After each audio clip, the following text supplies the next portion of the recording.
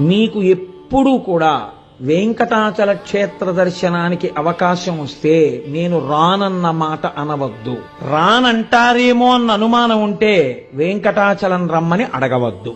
ఎందుకో తెలుసా అండి, నాకు తెలుసు చాలా మంది మొన్ననే కదా వెళ్ళొచ్చాం, ఎందుకులేండి తిరుపతి అన్న వాళ్ళకి ఆయన దర్శనం ఇవ్వలేదు, కొండ మీదకి రానివ్వలేదు.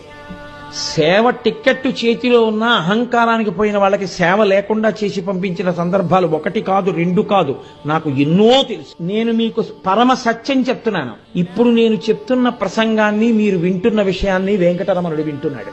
మీరు మనసులో స్మరించిన దాన్ని కూడా ఆయన తెలుసుకుంటాడు.